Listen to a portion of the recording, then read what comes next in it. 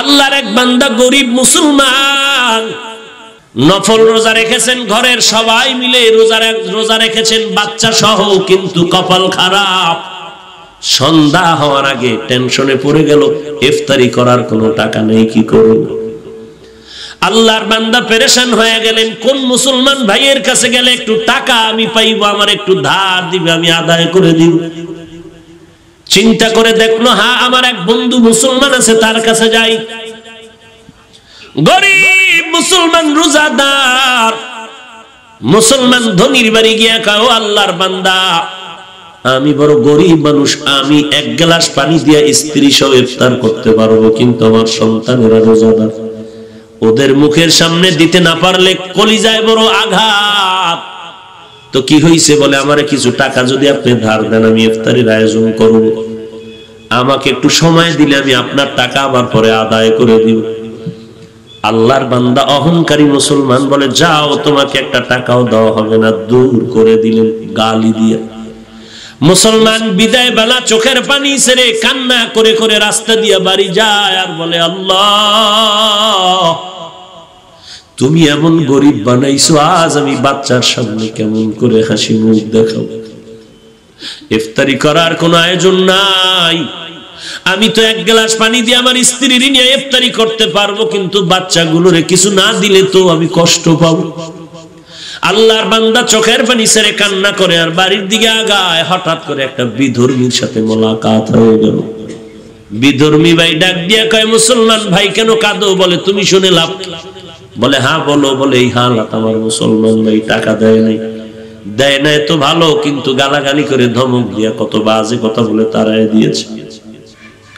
বিধর্মী আল্লাহর বান্দা বলে, যদি মনে কোনো কষ্ট না নাও, আমি তোমার ইফতারির টাকা দিব, পারলে তুমি আমাকে দিয়া দিও, না পারলে কোনো দাবি নেই, যাও তুমি টাকা নিয়ে যাও। লোকটা চিন্তায় পড়ে গেল, আমি কি করব? কিন্তু নিরুপায় হইয়া যখন বিধর্মীর রিকোয়েস্টে টাকা নিয়ে ইফতারির আয়োজন করলো, সন্ধ্যাবেলা ইফতারির সময় বাচ্চাদের নিয়ে মোনাজাত করলো, হে আল্লাহ, আমি কি দোয়া করবো এই বিধর্মীর জন্য? মুসলমান তো টাকা দিল না, বিধর্মীর জন্য আমি কি দোয়া করব? তবে এতটুকু করি, হে আল্লাহ তুমি দয়ার নজরে, আমি তো বেঈমানি করতে পারি না, যে উপকার করলো তার তো শুকর আদায় করতে হবে, আমি এতটুকু দোয়া করি, তুমি তার সিনার মধ্যে হেদায়েতের নূর দান করে দিও। আল্লাহর বান্দা ইফতারির সময় দোয়া কবুলে এই দোয়া করিয়া ইফতারির আয়োজন কমপ্লিট করে রাত হয়ে গেল। গভীর রাতে সবাই ঘুমায়। এরে চট্টগ্রামের ধনী মুসলমান, ভালো করে শুনো, আজকে তোমার টাকা কুকুরে খায়, কিন্তু তোমার বাড়ির পাশে কত গরিব একবেলা ভালো খানা খেতে পারে না। তোমার টাকা কত বাজে কাজে যায়, অথচ মাদ্রাসায় কত ছাত্র কোরআন পড়ে, এই শীতের মধ্যে একটা কম্বল কেনার টাকা নাই, একটা শীতের পোশাক কেনার টাকা নাই। তুমি যদি বলতা, ও কোরআনওয়ালা ছাত্র ভাই, আমি তোমার কম্বলের টাকা দিয়ে দিলাম, তোমার শীতের পোশাক কিনে দিলাম, ওই বাচ্চাটা রাত 10টার পরে ঘুমাইয়া আবার আজানের আগে উঠিয়া ওযু বানাইয়া ঠান্ডা পানি দিয়ে ওযু করে কোরআন তেলাওয়াত করে, নামাজ পড়ে দোয়া করবে, আল্লাহ যেই বান্দা আমার উপকার করলো তুমিও তার একটু উপকার করিও। এই বান্দার দোয়া তো কখনো খালি ফেরত যাবে না, কারণ তোমার আমার জবানে গালি আছে, কোরআনওয়ালার জবানের মধ্যে গালি নাই। ওই তালিবুল ইলমের জন্য সমস্ত দুনিয়ার মাখলুকাতেরা দোয়া করে, ওই বান্দা শুকর আদায় করে দোয়া করলো। রাতের বেলা সবাই ঘুমায় গেল, বেদিন ঘুমাইলো, মুসলমান ঘুমায় গেল। হঠাৎ করে যেই মুসলমান অহংকারী গরিবের লাথি মেরে তাড়ায় দিল, টাকা দিল না, বাজে কথা বলল, ওই মুসলমান অহংকারী ঘুমের মধ্যে স্বপ্ন দেখতেছে কিয়ামত কায়েম হয়েছে। কিয়ামতের ময়দানে মানুষগুলো গলা কাটা মুরগির মতো চিল্লায়, উপরে সূর্যের গরম, সূর্যের গরমে জমিনটা হয়ে গেল তামা, ওদিকে জাহান্নামের আওয়াজ, মানুষগুলো ছুটাছুটি করে পালায়ন করবে, কোথায় যাবে, অসহ্যকর অবস্থা, গরম সহ্য করা যায় না, মাথার মগজগুলো টাস টাস করে ফাটতে শুরু হলো, চোখের পানি, কান্নার আওয়াজ, ওদিকে আমার আল্লাহ পাকের কাহারিয়তের আওয়াজ চলতেছে, লিমানিল মুলকুল ইয়াউম লিল্লাহিল ওয়াহিদিল কাহ্হার। হাসরের ময়দানটা যেন থরথর করে কাঁপতেছে। ওই মুসলমান বলে, আমি স্বপ্ন দেখিয়া দৌড়াইতেছি, কই একটু আমি আশ্রয় পাই, সূর্যের গরম সহ্য করতে পারি না। হঠাৎ করে তাকায় দেখলাম হাসরের মাঠের এক কিনারে একটা সুন্দর স্বর্ণের বিল্ডিং দেখা যায়। আমি দৌড়াইয়া চলে গেলাম বিল্ডিং এর মধ্যে একটু আশ্রয় নেওয়ার জন্য। গিয়ে দেখলাম তালা লাগানো, দারোয়ান ফেরেশতা বসে আছে। বললাম, ওরে দারোয়ান, একটু দরজাটা খুলিয়া দে, এই হাসরের কষ্ট সহ্য করতে পারি না। দারোয়ান ডাক দিয়া কয়, এটা তোমার জন্য বানানো হয়নি। বলে, এই তালার চাবি কে পাইবে? বলে, দুনিয়াতে যারা গরিবের সাহায্য করেছে তাদেরকে আল্লাহই চাবি দিবে। মুসলমান অহংকারীটা ঘুম ভেঙ্গে হতাশ হয়ে গেল। দেখলাম কি হলো, কি দৌড়াইয়া গরিব মুসলমানের বাড়িতে হাজির। মুসলমানের গিয়ে কয়, মাফ করে দে, কত টাকা চাও? বলে, এখন আর হবে না, 1 টাকাও চাই না, টাকা লাগবে না। বলে, গতকাল ইফতারির কেমনে আয়োজন হয়েছে? বলে, শুনে কি লাভ হবে? বলে, বলো। বলে, আমার এলাকার পাশে এক বিধর্মী আমার ইফতারির আয়োজনের টাকা দিয়েছে। বলে, টাকাটা তুমি ফিরায় দাও। বলে, আমি পারবো না, সে টাকা নিবে না বলেও আওয়াজ দিয়েছে। মুসলমান পাগলের মতো দৌড়াইয়া বিধর্মীর বাড়ি চলে গেল। অহংকারী বিধর্মীরে গিয়ে কয়, ভাই, গতকাল তুমি নাকি মুসলমানের ইফতারির টাকা দিয়েছো, নাও তোমার টাকা বাড়ায় যা চাও আমি দিতে রাজি। বলে, কারণটা কি? আমি টাকা নিব না, নেওয়ার জন্য আমি তো উদ্গ্রীব হই না, আমি টাকা নিতেও চাই না, পারলে দিবে, না পারলে নাই। বলে, নাও। বলে, না, এত পাগল হয়েছো, এই পাগলটা যদি কালকে হইতি কপাল খুলতো। এখন বিল্ডিং দেখা পাগল হয়েছো, এখন আর ওই বিল্ডিং তোমার কপালে আর নাই। মুসলমান আরো আশ্চর্য হয়ে গেল। বিল্ডিং দেখলাম আমি, বিধর্মী কেমনে ঘরের মধ্যে? খবর হইল হাসরের মাঠে। এই বিধর্মী ভাই, কেমন করে খবর পেয়েছ? বিধর্মী ডাক দিয়ে কয়, আর আমারে বিধর্মী কয়া ধাক্কা দিস না রে মুমিন। এই মুমিন ভাই, আমি রাতের বেলা যখন ঘুমায় গেছি, ওই ইফতারির আয়োজন করিয়া আমি দিলটা বড় খুশি হয়ে গেছে। জানি না সে আমার জন্য কি দোয়া করেছে। রাতের ঘুমের ঘরে আমি তাকাইয়া দেখি মদিনার পয়গম্বর হাজির। মায়ার নবী এসে আমার সামনে এসে আমার হাতটা ধরে কয়, আর ঘুমাইয়া থাকিস না, ও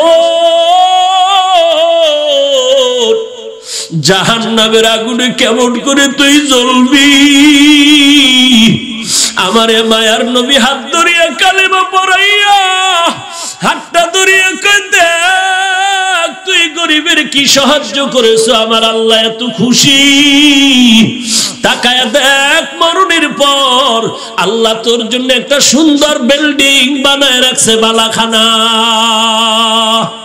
এরে যুবক, অহংকারী করিস না। এলেমের বড়াই, আমলের বড়াই করে কি লাভ? সাহাবায়ে কেরামের মতো তো আমল তুমি আমি করতে পারি না, তাদের মতো এলেম তোমার আমার নাই, তাদের মতো তাকওয়া তোমার আমার নাই, তাদের মতো তাহাজ্জুদ তোমার আমার নাই, তাদের মতো এলেম আমল তোমার আমার নাই, তাদের মতো বড় মুহাদ্দিস জমিনে কেউ হবে না, হয় নাই, তাদের মতো বড় মুফাসসির কেউ নাই, হবেও না, তাদের মতো তাকওয়ালা কেউ নাই, হবেও না। এরপরে তাকায়া দেখো, সাহাবায়ে কেরামের মধ্যে আবার 10 জন সাহাবা জান্নাতের সুসংবাদ পাইলেন। 1 নম্বরে আবু বকর, এরপরে ওমর, ওসমান, আলী রাদিয়াল্লাহু আনহুম আজমাইন। এদের ইতিহাস তাকাও। 10 জন সাহাবা জান্নাতের টিকিট পাওয়ার পর নামাজে দাঁড়ায় সারা রাত কান্নার আওয়াজ। কান্নার একটাই কারণ, কবরে আমার কি উপায় হবে, এই জন্য কান্না। ওসমানের কান্না দেখে সবাই পাগল, কবর দেখলে হাউমাউ করে কান্না করে। কারণ সাদা কাপড়ের মধ্যে যখন তোমাকে আমাকে ঢুকাইয়া দেওয়া হবে। সাদা কাফনের বাসিন্দা যখন হয়ে যাব, কে পীর, কে মুরিদ, কে শিক্ষক, কে ছাত্র, কে ইমাম, কে মুক্তাদি, কোনো ভেদাভেদ নাই। কারণ আমার কপালেও লেখা নাই আমি শিক্ষক। কে আলেম, কে মুহাদ্দিস, কে মুফতি সাহেব, সাদা কাফনের মধ্যে লেখা থাকবে না। জানাজার কোয়ালিটি শেষ করিয়া ওই খাটিয়া কাঁদে নিয়ে যখন কবরের মধ্যে শুয়াইয়া বিদায় হয়ে যাবে, সবার কাছে দুইজন ফেরেশতা তিনটা প্রশ্ন নিয়ে হাজির হয়ে যাবে। রবের পরিচয় দাও, ধর্মের পরিচয় দাও, রহমাতুল লিল আলামিনের পরিচয় দাও। কাউকে জিজ্ঞাসা করে না, করা হবে না তুমি কোন দলে ছিলে, তুমি কোন পীরের মুরিদ হয়েছিলে বলো, তুমি কোন মাদ্রাসার ছাত্র হয়েছিলে বলো, তুমি কোন রঙের টুপি পরেছো বলো। এগুলো কোনো প্রশ্ন করা হবে না। তিনটা প্রশ্ন, রবের পরিচয় দাও, ধর্মের পরিচয় দাও, রহমাতুল লিল আলামিনের পরিচয় দাও। তারাই কবরে গিয়া জবাব দিতে পারবে। যারা দুনিয়াতে রবের গোলামির রশিটা গলায় লাগাইছে, এরা কবরে গিয়া বলবে রব্বি আল্লাহ, আমার একমাত্র রব হলেন আমার আল্লাহ। আমি আল্লাহকে বেজার করে কোনো কাজ আমি করি নাই। আমি আল্লাহর রাজির বাইরে কোনো দিন কি দিন আল ইসলাম, আমার ধর্ম একমাত্র ইসলাম। ইসলাম ছাড়া কোন ধর্মের চিন্তাও অন্তরে আনি নাই।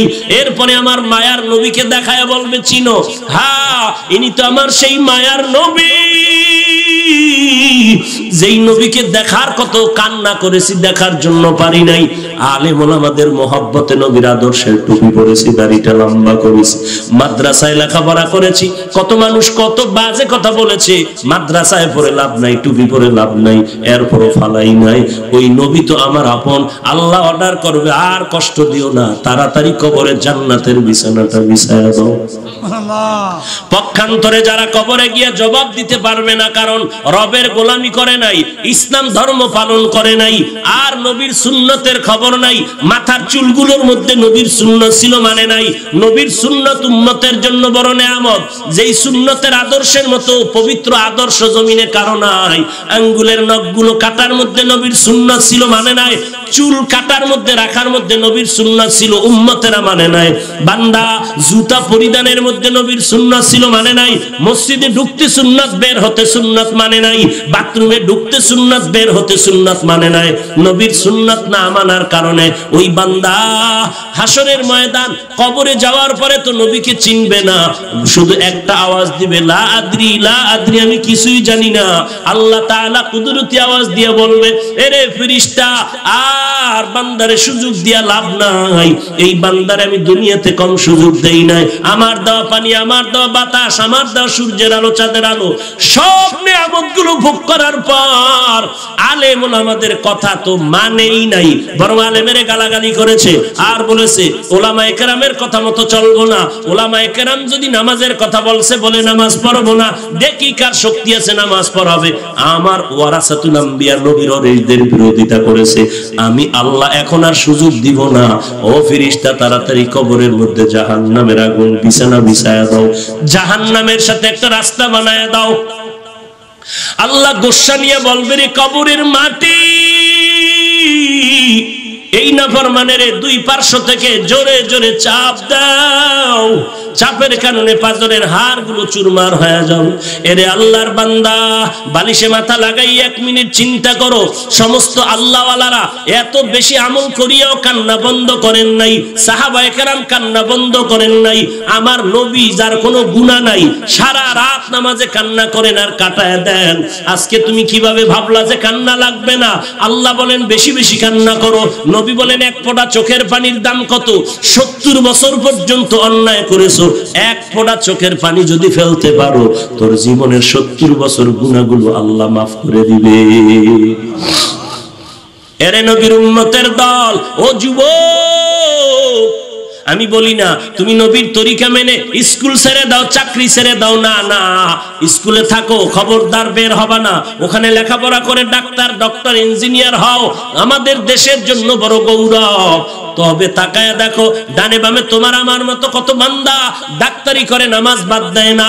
বান্দা তাকায় দেখো স্কুল কলেজে লেখাপড়া করে নামাজ বাদ দেয় না। তোমার বিবেকরে জিজ্ঞাসা করো তুমি কেন পারবা না রে বাবা? নবীর সুন্নতের মালাটা গলায় রাখতে পারবা না কেন? চট্টগ্রাম বিশ্ববিদ্যালয়ের দিকে নজর করে দেখো, এমনও কত ছাত্র আছে মাথায় টুপি আর পাগড়ি, লম্বা দাড়ি, লম্বা জামা পরিয়া ক্লাস করে, আছে না নেই? রিকশা ড্রাইভার ড্রাইভারি করে, আজান হলো মসজিদে গিয়ে নামাজ আদায় করতেছে। এরে আল্লাহর বান্দা, তোমার আমার মতো যুবক কত টাকার মালিক, 1 টাকাও হারাম খায় না, নামাজ বাদ দেয় না, তুমি কেন পারবা না রে বাবা? আল্লাহর কাছে তওবা করো। কয়দিন আর যৌবনের বাহাদুরি করবা? কয়দিন আর? তোমার আমার বয়সের কত যুবক এই করোনা ভাইরাসের মধ্যে কবরে চলে গেল। তোমার আমার বয়সের থেকে কম বয়সের যুবকও কবরে চলে গেল। কয়দিন আর বাহাদুরি করবা? আল্লাহর কোরআনটা কি মিথ্যা মনে করেছো? ওলামায়ে কেরামের কথা কি মিথ্যা মনে করেছো রে বাবা? যদি মিথ্যা হইতো সাহাবায়ে কেরাম জীবনটা দিয়ে কান্না করতেন না, আল্লাহর নবী এত কষ্ট করতেন না, আউলিয়ায়ে কেরাম এত কষ্ট করে জীবনটারে কাটাইতেন না। এখনো সময় আছে, দলাদলি ছেড়ে দাও, একমাত্র আল্লাহ ওয়ালাদের সাথে সম্পর্ক লাগাও। কোন আল্লাহ ওয়ালা? যাদের বয়ান শুনলে আমল মোহাব্বত বাড়বে, আমল হবে, যাদের বয়ানে চোখের পানি আসবে, দিলটা নরম হবে। আল্লাহর কাছে কান্না করো, তৌফিক চাও, হে আল্লাহ জীবন চলে যাবে, আর কোনোদিন নামাজ ছাড়বো না, বেপরদায় চলবো না, ওলামায়ে কেরামের বিরোধিতা করবো না, লেখবো না, জবানে কিছু বলবো না, নবীর তরিকার বাহিরে চলবো না, সহিভাবে কোরআন শিখবো, 5 বেলার নামাজ আদায় করবো, মা বাবার খেদমত করে দোয়া নিব, নবীর তরিকা মতে চলবো, কোনদিন দেশের বিরুদ্ধে জাতির বিরুদ্ধে কোনো ষড়যন্ত্রে লিপ্ত হব না। ও আল্লাহ, তুমি আমাদের সবাইকে তওবা করার তৌফিক দান করে দাও, আমাদের তওবার উপরে মজবুত হয়ে চলার মতো তৌফিক দান করে দাও, আমিন। লিকুল্লি শাইইন জিনাতুন ফিল ওয়ারা ওয়াজিনাতুল মারই তামামিল আদাবি আজ খুদা খা হি মে তৌফিকে আদব বে আদব মাহরুম গাশত আজ ফজলে রা। এজন্যই তো মদিনার নবী বলেন, আল্লামানি রব্বি ফাআহসানা তা'লিমি, আদাবানি রব্বি ফাআহসানা তা'যীবি। আল্লাহ আমাকে ইলম দান করেছেন, শিক্ষা দিয়েছেন। আল্লাহর দেওয়া শিক্ষা দেওয়া কত ইলম, কতই না সুন্দর। আল্লাহ আমাকে আদব শিক্ষা দিয়েছেন, আল্লাহর শিক্ষা দেওয়া আদবটা কতই না সুন্দর। আজ আমি মুহাম্মাদের আদবওয়ালা আদর্শের কারণে বেঈমানেরা আমার সাথে তর্ক করে না, আমার হাঁটার হালাতটা দেখে পর্যন্ত বেঈমান পাগল হয়ে যায়। আমার বসার আদব দেখে কত বেঈমান নরম হয়ে যায়। আমি মুহাম্মাদের চাহনি দেখলো মানুষের দিলের মধ্যে আকর্ষণ সৃষ্টি হয়। আমি মুহাম্মাদের ব্যবহারের দ্বারা দুশমন পর্যন্ত পাগল পাড়া হয়ে যায়। কারণ আমি মুহাম্মদকে আদব শিক্ষা দিয়েছেন আমার আল্লাহ। আনা বুইস্তু মুআল্লিমা, আমি গোটা জগতের শিক্ষক হয়ে প্রেরিত হয়েছি। এরে নবীর উম্মতের দল, আল্লাহ বলেন যারা আমার নিয়ামত পেয়ে শুকর আদায় করবা, আমি নিয়ামত আরো বাড়ায় দিব। যদি বান্দা নিয়ামত পেয়ে অহংকারী করো, শুকর আদায় না করো, নিয়ামত ছিনায় নিব, পরকাল জিন্দেগি তোমার জন্য ভয়ঙ্কর শাস্তি অপেক্ষমান। আল্লাহ তাআলা দুনিয়ার মধ্যে যা কিছু সৃষ্টি করেছেন সবগুলো নিয়ামত। এর মধ্যে আমরা মানুষ আল্লাহর কাছে বড় দামি নিয়ামত। ওয়ালাকাদ কাররামনা বানি আদম ওয়া হামালনাহুম ফিল বাররি ওয়াল বাহরি ওয়ারাযাকনাহুম মিনাত তাইয়্যিবাত وفضلناهم على كثير ممن خلقنا تفضيلا। বনি আদম জাতি বড় শ্রেষ্ঠ জাতি। এই মানুষ আল্লাহ আমাকে বানিয়েছেন বড় নিয়ামত। আমি কোনদিন বলি না আল্লাহ তুমি আমাকে মানুষ বানাও, আদমের আওলাদ হতে পেরে আজ আমি ধন্য হয়ে গেলাম। আল্লাহ আমাকে মানুষ না বানায় যদি ভিন্ন কোনো প্রাণী বানাইতেন কিছু করার ছিল না রে নবী। আল্লাহ দয়ার নজরে আমাকে চাওয়া ছাড়াই মানুষ বানানোর পরে আজ তাকায় দেখি কত বেঈমান, কত হিন্দু, কত ইহুদি, কত খ্রিস্টান, কত বৌদ্ধ মুসলমানের ব্যানারে এসে কালেমা পড়ে। আল্লাহ কত দয়াময়, আমাকে আল্লাহ দয়া করি এই মুসলমানের ঘরে পাঠায় দিলেন। কত বান্দা আফসোস করে আমি আখিরি নবীর উম্মত হতে পারলাম না। আল্লাহ আপনাকে আমাকে আখিরি নবীর উম্মত করে পাঠাইলেন। গোটা জগতের জন্য আমার নবী বলে বড় নেয়ামত। এমন একজন নবী আল্লাহ আমাদেরকে দান করেছেন যে নবীর মতো কোন নবী নাই। যেই নবী আমার আল্লাহ এত মুহাব্বতের বন্ধু। ঈসা নবী আল্লাহর বন্ধু, মুসা নবী আল্লাহর বন্ধু, ইব্রাহিম নবী আল্লাহর বন্ধু, মুহাম্মদ আল্লাহর বন্ধু। আম্বিয়ায়ে কেরাম আমার আল্লাহ পাকের আশিক। আর আমার আল্লাহ বলেন আমি আল্লাহ নিজেই আমি মুহাম্মদের আশিক। আল্লাহ जहाँ तक है रबूबियत खुदा का वहाँ तक है नबूवत मुस्तफा का। আমি আল্লাহ হলাম রব্বুল আলামিন, আমার বন্ধু মুহাম্মদের বানায় দিলাম রাহমাতুল লিল আলামিন। গোটা জগতের জন্য আমি আল্লাহ রব, আমার বন্ধু মুহাম্মদ হলেন রহমত। এরে বান্দা আমি আল্লাহ তোমাকে এত পরিমাণ নিয়ামত দান করলাম, ইন তাউদ্দু নি'মাতাল্লাহি লা তুহসুহা, গণনা করেও বান্দা তুমি নিয়ামত শেষ করতে পারবা না। আল্লাহ আমাকে মানুষ বানাইছে, সব আমার আল্লাহর দেওয়া, আমার কিছুই নেই। আসলে আমি চাপার জোরে বলি সব আমার।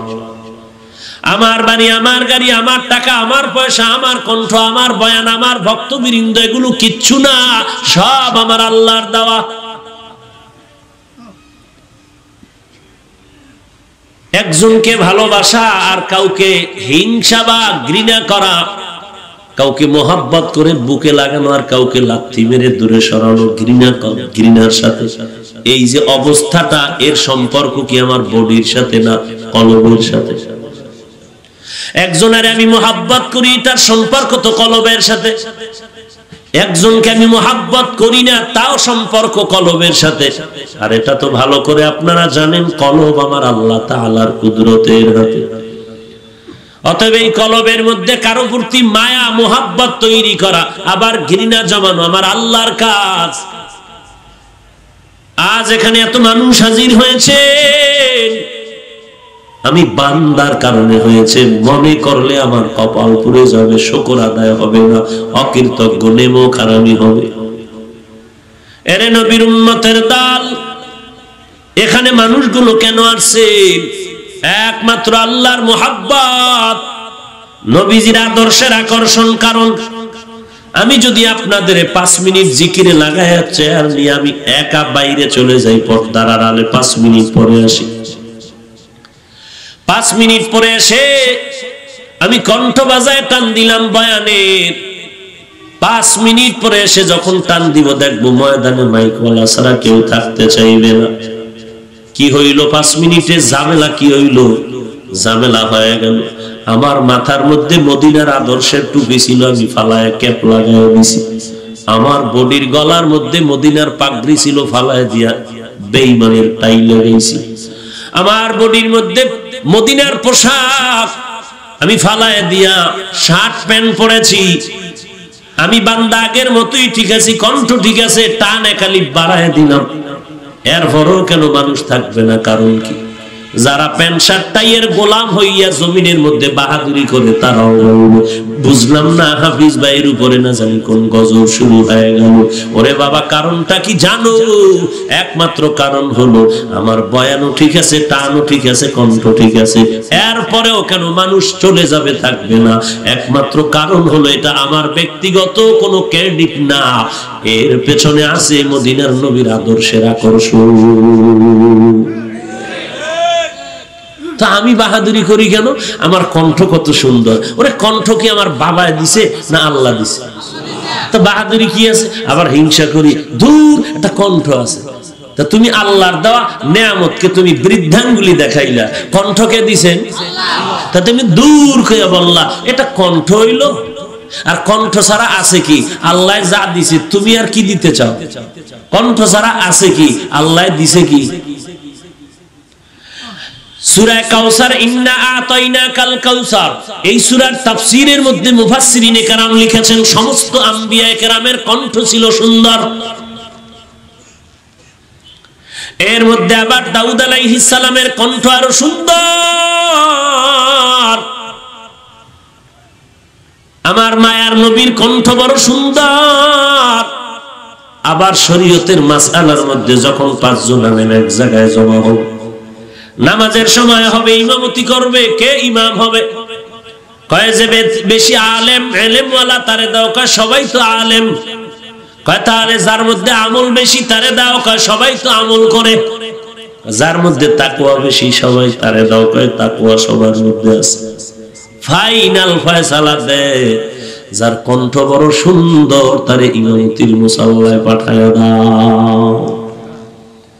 ওই বান্দা কোরআনের তেলাওয়াত করবে, তিনিও চোখের পানি ঝরবে আর উম্মতের চোখের পানি পড়বে। ওই বান্দা চেহারাটা অনেক সুন্দর, বলে এটা একটা চেহারা হইল নাকি? এই চেহারা দিয়া বড়াই করো কেন? বান্দা তুমি চেহারা তো আল্লাহ দিছে, তুমি কেন হিংসা করো? তুমি বান্দার চেহারারে হিংসা করো না, আমার মাওলার নিয়ামতের বিরুদ্ধে আঙ্গুলি দেখাইছো। কত বান্দা ফকির থেকে ধনী হয়ে কষ্ট করে করে কাজ করে ধনী হলো, বিল্ডিং করলো। আবার এক বান্দা বাবার টাকার পুঁজি খাটাইয়া ফকির হয়ে গেল, টাকা পয়সা শেষ।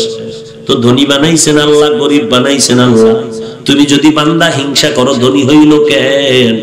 মূলত তুমি পরোক্ষভাবে আমার আল্লাহর নিয়ামতকে অস্বীকার করেছো।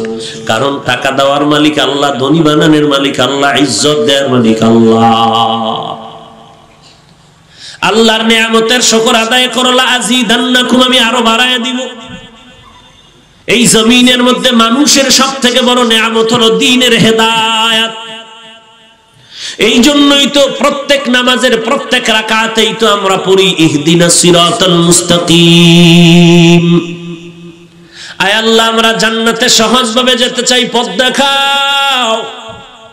সিরাতাল্লাযীনা আন'আমতা আলাইহিম, যাদেরকে তুমি হেদায়েতের নিয়ামত দিয়া পরিপূর্ণ করে দিয়ে কাছে টেনেছো, তাদের পথ দেখাও।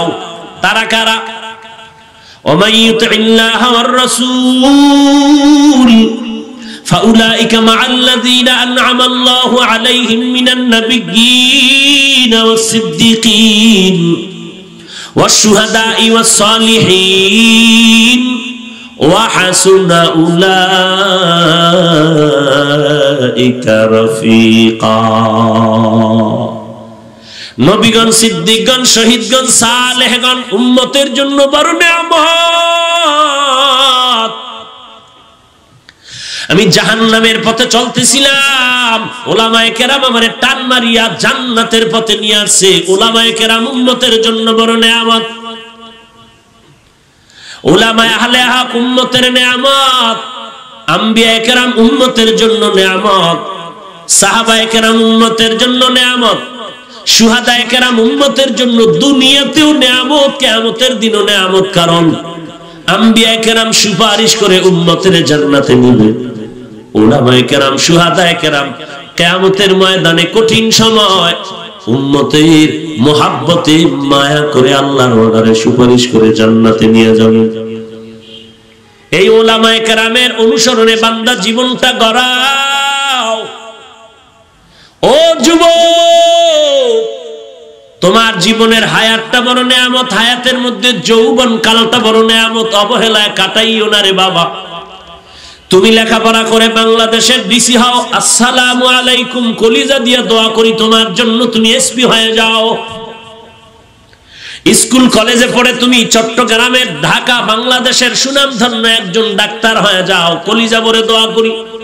কিন্তু বাবা, এই দোয়া নিয়ে তুমি যদি সুনাম সুখ্যাতির সাথে জীবনটা কাটাইতে চাও, আল্লাহর নিয়ামতের শুকর আদায় কর, সময়টারে নষ্ট করিস না রে বাবা।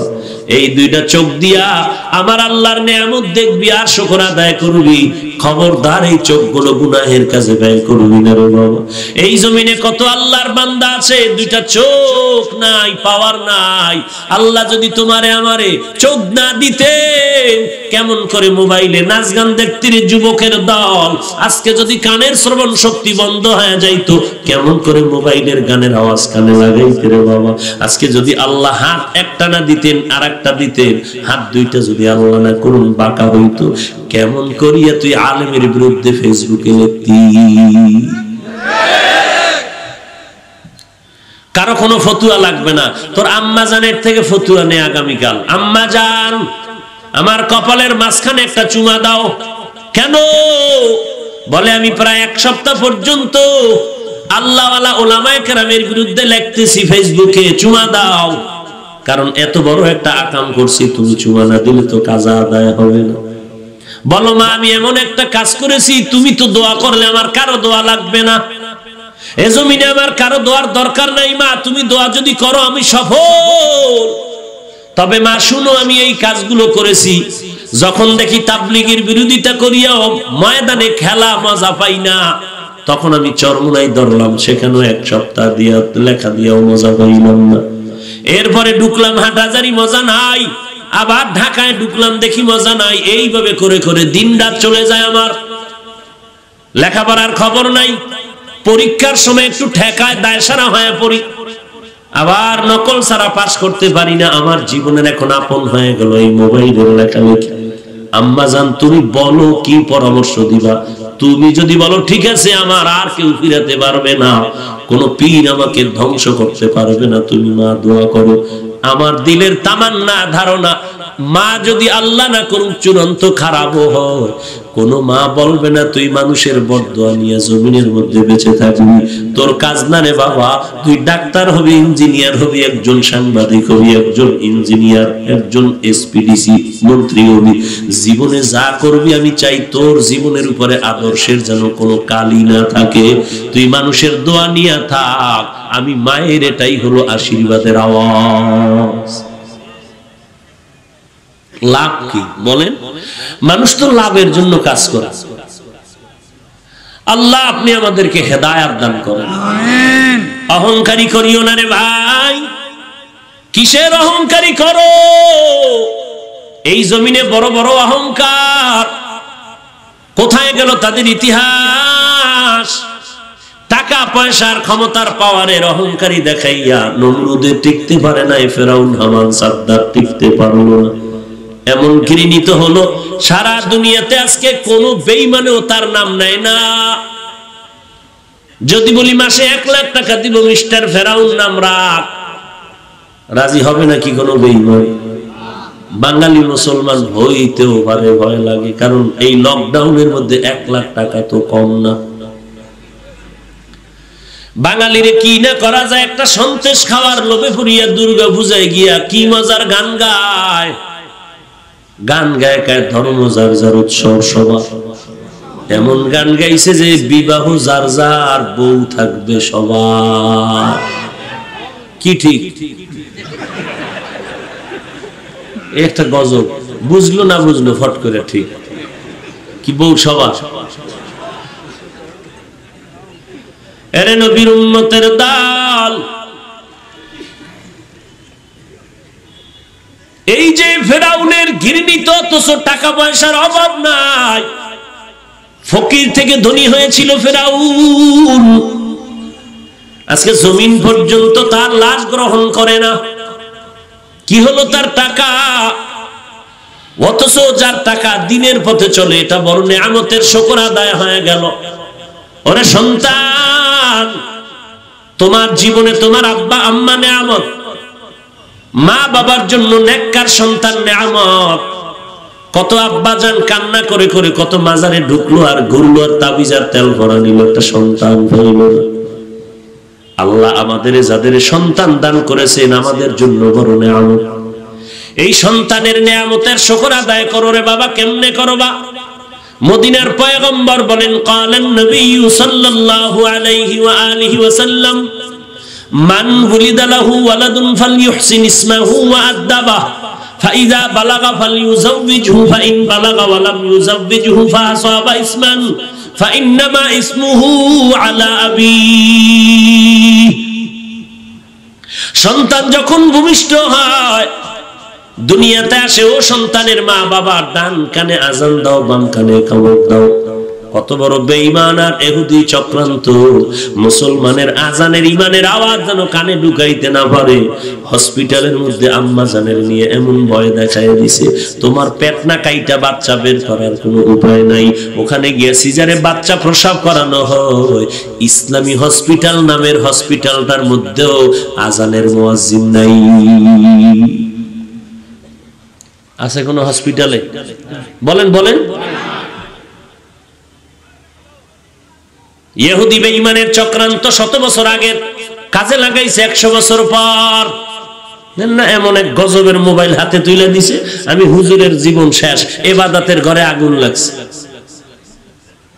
হুজুরে তো গান শুনবে না, নাচ দেখবে না, ঢোলের বাড়ি শুনবে না, তো হুজুরের ইবাদতের মধ্যে আগুন কেমনে লাগানো যায়? কয় হুজুরেরা তো কোরআন হাদিস পড়ে, ইতিহাস জানে।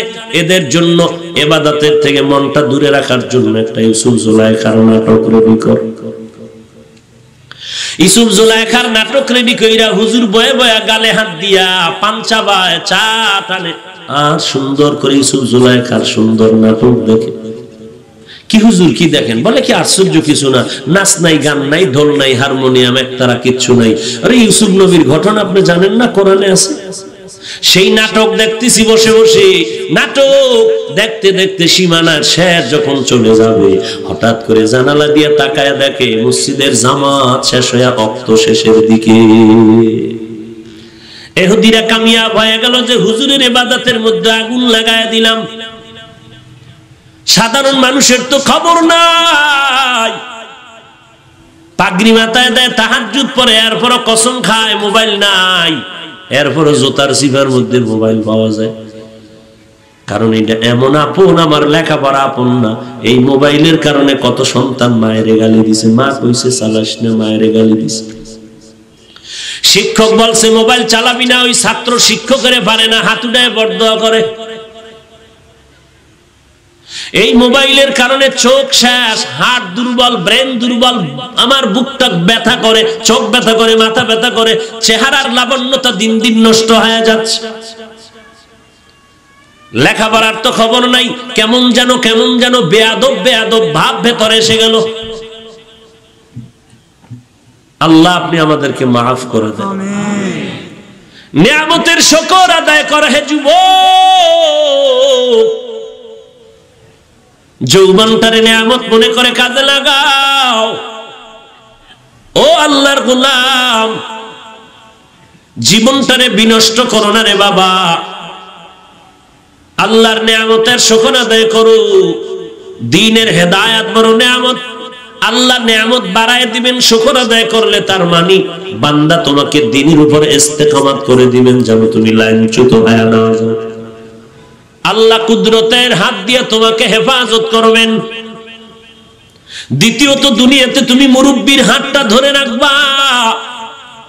তুমি যদি লাইনচ্যুত হয়ে যাও, পেছন দিয়ে তোমার আলেম তাকওয়াওয়ালা টান দিয়ে তোমাকে ধরে রাখবেন, যেন জাহান্নামের দিকে যেতে না পারো। অহংকারী অন্তর থেকে দূর করে দাও। আমার এলেম, আমার আমল, আমার সব, আমার কিছুই না। আমি আমার যা বলি, আমি চিন্তা করে দেখলাম, বললে এতটুকু বলা যাবে, আমার অস্তিত্ব একটা নাপাক পানির থেকে। এই নাপাক পানির বড়াই করা যাবে, কিন্তু এর পরের থেকে আমার কিছু নাই। আমার মাওলা ফেরেশতা দিয়া এই নাপাক পানিটারে ফেরেশতার কাজে লাগায় 40 দিন রক্ত গোশত হাত দিয়ে একটা মানুষ বানাইলেন, মায়ের গর্ভের অবদান করলেন। আমার এখানে দেওয়ার কিছু নেই, আমার কৃতিত্ব নাই, কিছুই নাই, সব আমার আল্লাহর দেওয়া নিয়ামত।